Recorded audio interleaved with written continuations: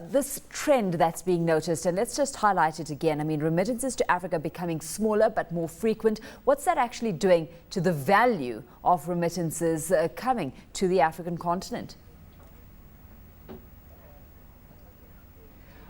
Overall, the total values migrants send per annum is increasing, but what is happening is that migrants are sending smaller and more frequent transactions as prices come down. So that is a trend we see. And traditionally, migrants used to send one transaction a month because of the particularly very high minimum fees. But today we see migrants sending typically 4 to 5 transactions a month, but often much smaller transaction sizes. Dr. Ahmed, it's Lindsay Willliams talking from Cape Town. I remember distinctly 18 years ago, I think it was, sitting in a restaurant and first seeing a cell phone. It was about the size of a car battery and it was incredibly expensive. And I said to the person, you know, this can never take off in Africa. A, it's too expensive at all levels, the cost of the calls and also the costs of the actual handset. But of course, as costs have come down, then everybody's got a cell phone. Sometimes people have 2 or even 3 cell phones. And that seems to be exactly what has happened to your business and your competitors' business as well. And I find it amazing that socioeconomic trends can have been changed just because of that. It must be very encouraging for you. Yes, it is, in fact. And what is actually encouraging more frequent transactions also is the availability of mobile phones in Africa.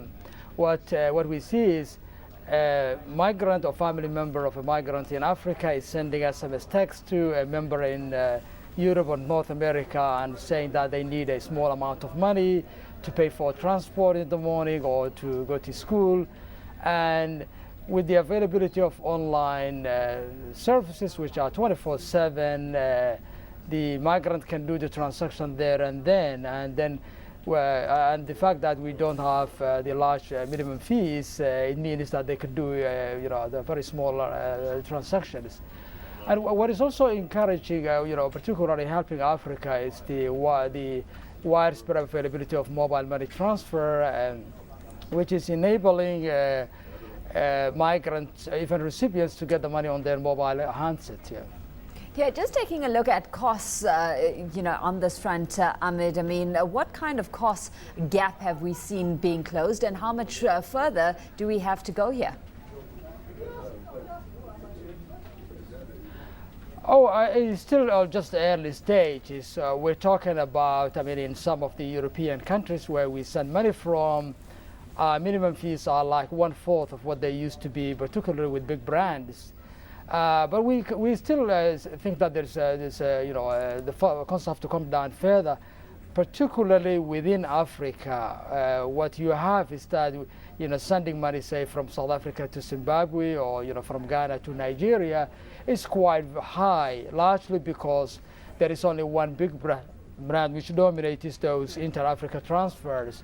So this is just a beginning. It's still very early stages. I think we're looking for these costs to come down further, I think, as